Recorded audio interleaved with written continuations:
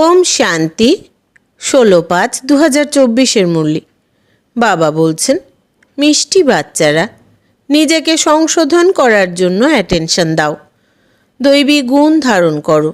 বাবা কখনো কারো প্রতি অসন্তুষ্ট হন না, শিক্ষা দেন। এতে ভয়ের কিছু নেই। প্রশ্ন, বাচ্চাদের কোন স্মৃতিটি থাকলে তারা সময় নষ্ট করবে না? উত্তর, এ হলো সঙ্গমের সময়। সর্বোচ্চ লটারি প্রাপ্ত হয়েছে। বাবা আমাদের হিরে তুল্য দেবতায় পরিণত করছেন। এই কথা স্মরণে থাকলে কখনো সময় নষ্ট করবে না। এই নলেজ হলো সোর্স অফ ইনকাম। তাই পড়াশোনা কখনো যেন মিস না হয়। মায়া দেহ অভিমানে আনার চেষ্টা করবে, কিন্তু তোমাদের ডাইরেক্ট বাবার সঙ্গে যোগ থাকলে সময় সফল হয়ে যাবে। ওম শান্তি। বাচ্চারা এই কথা তো জানে যে ইনি হলেন বাবা। তার কাছে ভয়ের কোনো কারণ নেই। ইনি সাধু বা মহাত্মা নন যে কোনো রকম অভিশাপ দেবেন বা সন্তুষ্ট হবেন। ওই গুরুদের মনে অনেক ক্রোধের ভাবনা থাকে, তাই মানুষ তাদেরকে ভয় পায়, অসন্তুষ্ট হয়ে যাতে কোনো অভিশাপ না দিয়ে দেন। এখানে তো তেমন কোনো কথাই নেই। বাচ্চাদের কখনো ভয় পাওয়ার প্রয়োজন নেই। বাবার কাছে ভয় তারা পায় যারা নিজেরা চঞ্চল হয়।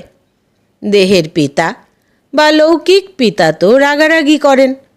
এখানে তো বাবা কখনো ক্রোধ করেন না, বরং বোঝান। যদি বাবাকে স্মরণ করবে না তো বিকর্ম বিনাশ হবে না, জন্ম জন্মান্তরের জন্য নিজেরই ক্ষতি করবে। বাবা তো বোঝান ভবিষ্যতে সঠিকভাবে চলার জন্য, এমন নয় যে যোগ করবেন। বাবা তো বোঝাতে থাকেন বাচ্চারা নিজেকে সংশোধন করার জন্য স্মরণের যাত্রার ওপর অ্যাটেনশন দাও। তার সাথে সাথে চক্রকেও বুদ্ধিতে রাখো, দৈবী গুণ ধারণ করো। স্মরণ হলো মুখ্য।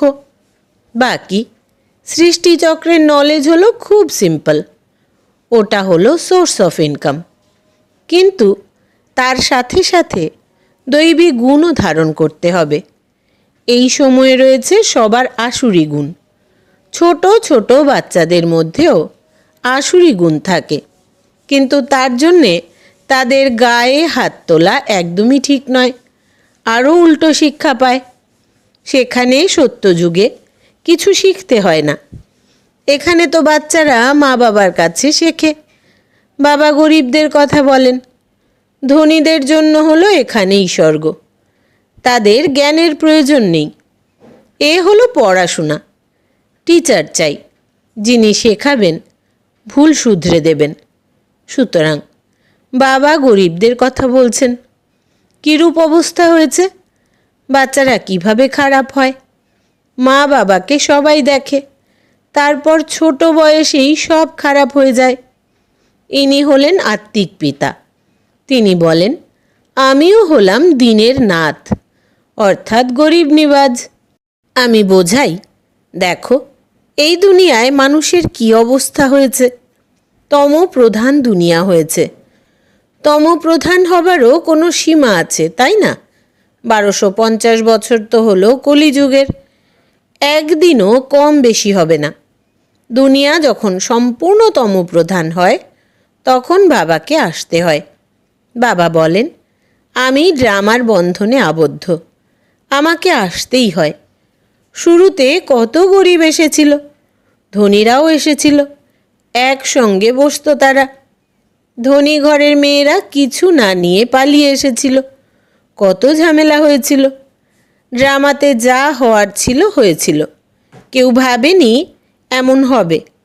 বাবা নিজের আশ্চর্য অনুভব করতেন, এইসব কি হচ্ছে। এর হিস্ট্রি খুবই ওয়ান্ডারফুল। এই সবই ড্রামাতে নির্দিষ্ট আছে। বাবা সবাইকে বলে দিয়েছিলেন, চিঠি নিয়ে এসো, আমরা জ্ঞান অমৃত পান করতে যাচ্ছি। তারপরে তাদের স্বামীরা বিদেশ থেকে ফিরে এলো। তারা বলল, বিষ দাও। এরা বলতো, আমরা জ্ঞান অমৃত পান করেছি, বিষ দেব কিভাবে? এই বিষয়ে একটি গীতও আছে। একেই বলে চরিত্র। শাস্ত্রে যদিও কৃষ্ণের চরিত্র লিখে দিয়েছে, কৃষ্ণের কথা তো হতে পারে না। সুতরাং এইসব ড্রামাতে পূর্ব নির্দিষ্ট আছে। নাটকে সবই হয়, হাসি কান্না ইত্যাদি ইত্যাদি। এ তো দুই বাবাই বলেন, আমরা কিছু করিনি, এ তো ড্রামার খেলা চলছে। ছোট ছোট বাচ্চারা এসেছিল, এখন তারা বড় হয়েছে। বাচ্চাদের ওয়ান্ডারফুল নাম সন্দেশীরা নিয়ে আসেন। যে কন্যারা নিয়ে আসে তার মধ্যে যারা চলে গেল তাদের নাম তো নেই, আবার পুরনো নামই থাকলো। তাই ব্রাহ্মণদের মালা হয় না। তোমাদের কাছে কিছু নেই। প্রথমে মালা জপ করতে তোমরা, এখন তোমরা মালার মুক্ত হও, সেখানে ভক্তি থাকে না।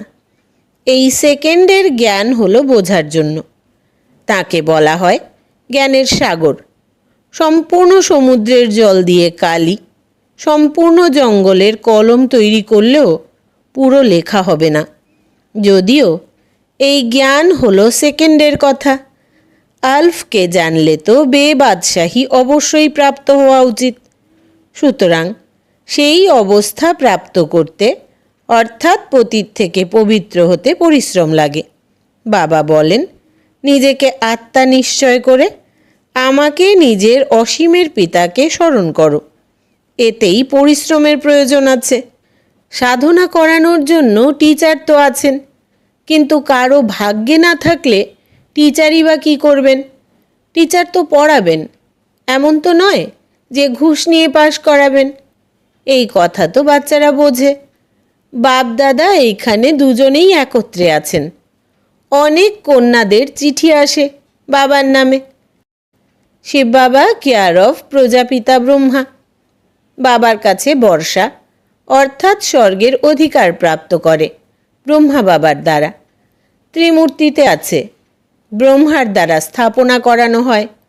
ব্রহ্মাকে ক্রিয়েটার বা সৃষ্টিকর্তা বলা হবে না। অসীমের সৃষ্টিকর্তা তো একমাত্র তিনি, শিব বাবা। প্রজাপিতা ব্রহ্মাও হলেন অসীম জগতের। প্রজাপিতা ব্রহ্মা আছেন, সুতরাং অনেক প্রজাও থাকবে। সবাই বলে গ্রেট গ্রেট গ্র্যান্ডফাদার। শিব বাবাকে গ্রেট গ্রেট গ্র্যান্ডফাদার বলা হবে না। তিনি হলেন সব আত্মাদের পিতা। যেমন বংশের তালিকা হয়, তাই না?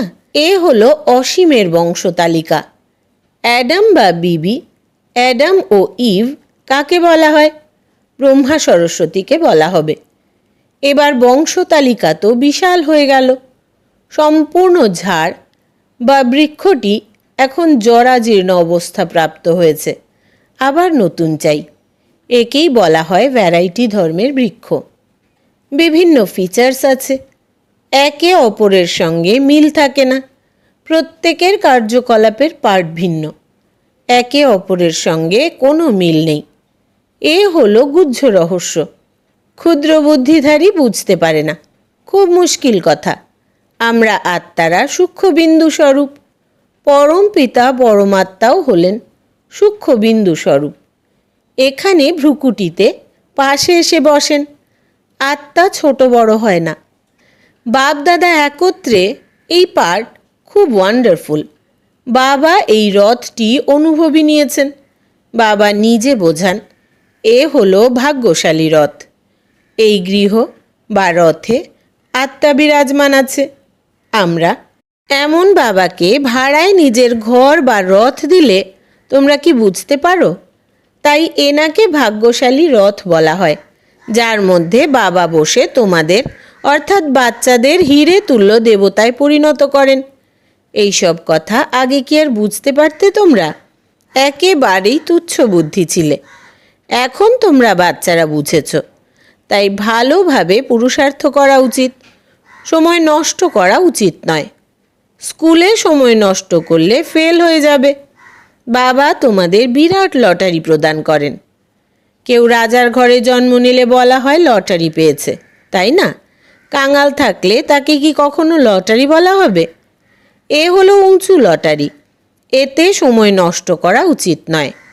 বাবা জানেন এ হলো মায়ার বক্সিং। ক্ষণে ক্ষণে মায়া দেহ অভিমানে নিয়ে আসে।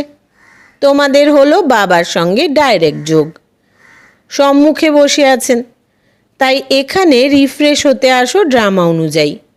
বাবা বলেন, আমি তোমাদের বোঝাই, সেসব ধারণ করতে হবে। এই জ্ঞানও তোমরা এখন প্রাপ্ত করো। তারপর প্রায় লুপ্ত হয়ে যায়। অনেক আত্মারা চলে যায় শান্তিধামে।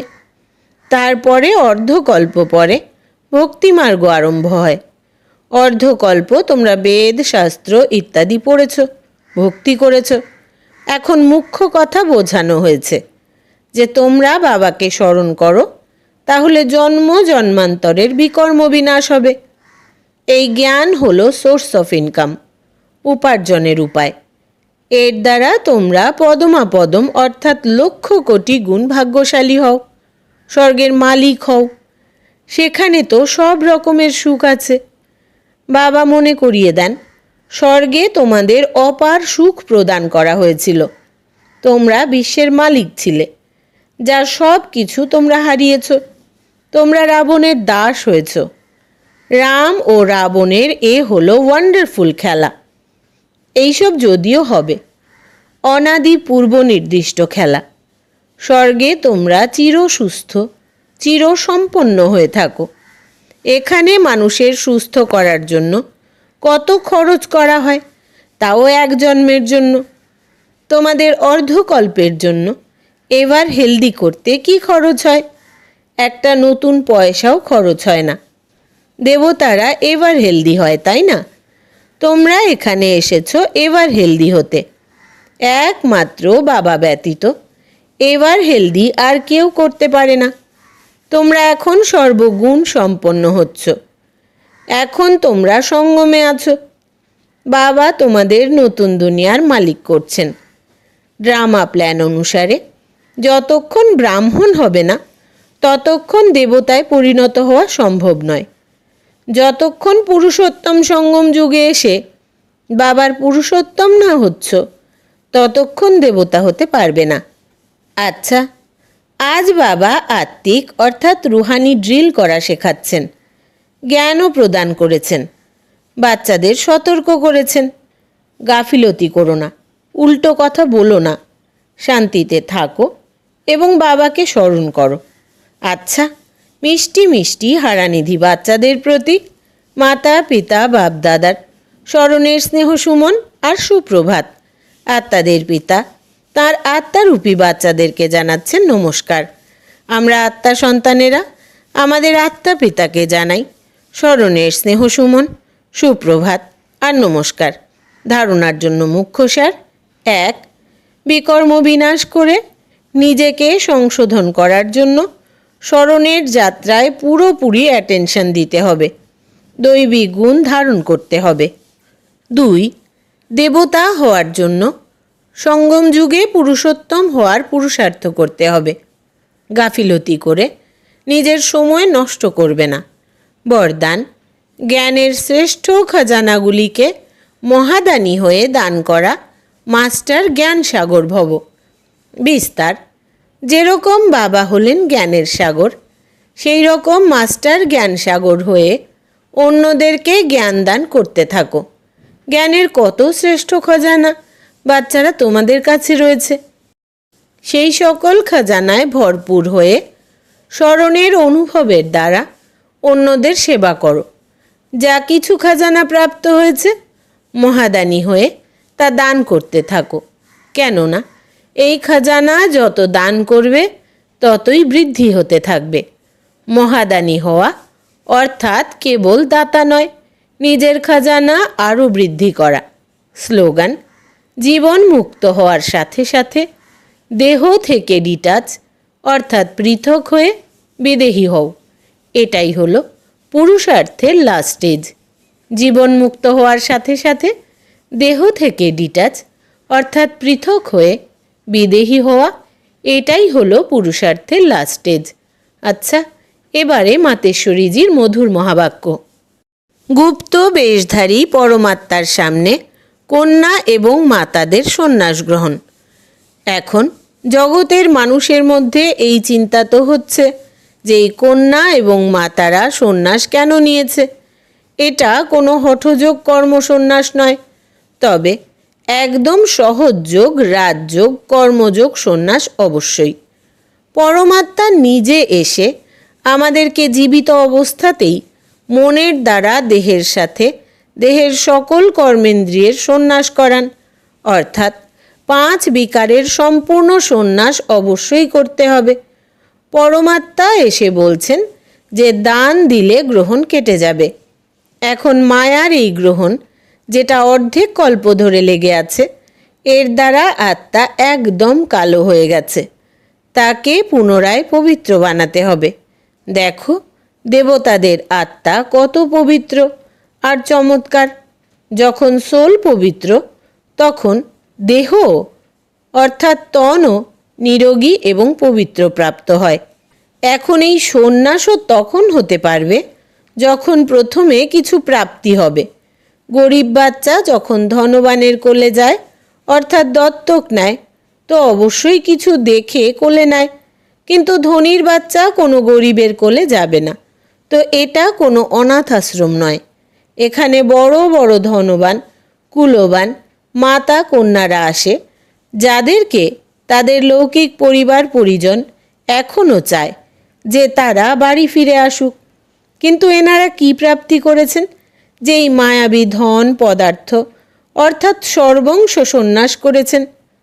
তো অবশ্যই তাদের এখান থেকে বেশি সুখ শান্তি প্রাপ্ত হয়েছে, তাই তো ওই ধন পদার্থকে ত্যাগ করতে পেরেছেন। যেমন রাজা গোপীচাঁদ অথবা মীরাবাই রানী হওয়া সত্ত্বেও রাজ সুখের সন্ন্যাস করেছিলেন।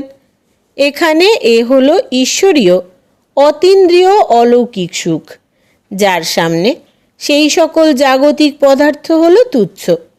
তাদের এটা জানা আছে যে এখানে মরজিবা অর্থাৎ জীবিত থেকেও মৃতবৎ হয়ে থাকার কারণে জন্ম জন্মান্তরের জন্য অমরপুরীর বাদশাহী প্রাপ্ত করছি। তাই তো ভবিষ্যৎ বানানোর পুরুষার্থ করছে। পরমাত্মার সন্তান হওয়া মানে পরমাত্মার কাছে সমর্পিত হয়ে যাওয়া, অর্থাৎ সব কিছু তাঁকে অর্পণ করে দেওয়া। তার রিটার্নে পরমাত্মা অবিনাশী পদ প্রাপ্ত করান। তো এই মনোকামনা পরমাত্মাই এসে এই সঙ্গমের সময় পূর্ণ করেন। কেননা আমরা জানি যে বিনাশ জ্বালাতে তন মন ধন সব ভস্মীভূত হয়ে যাবে। তো কেনই না আমরা পরমাত্মাকে অর্পণ করে সেই সব সফল করব না? এখন এই রহস্য বুঝতে হবে যে যখন সব কিছুই বিনাশ হয়ে যাবে, তাহলে আমি নিয়েই বা কী করব? আমাদেরকে কোনো সন্ন্যাসীদের মতো, মণ্ডলেশ্বরদের মতো এখানে মহল বানিয়ে বসে থাকতে হবে না। ঈশ্বরার্থে বীজ বপন করলে সেখানে ভবিষ্যতের জন্ম জন্মান্তরের জন্য তৈরি হয়ে যাবে। এ হলো রহস্য। প্রভু তো হলেন দাতা, এক দিলে স পাবে। কিন্তু এই জ্ঞানে প্রথমে সহ্য করতে হবে। যত সহ্য করবে ততই অন্তে প্রভাব বের হবে। সেই জন্য এখন থেকেই পুরুষার্থ করা শুরু করে দাও। আচ্ছা, ওম শান্তি। আচ্ছা, আজকের সমান হচ্ছে আমি মহাদানী বরদানী আত্মা। ওম শান্তি।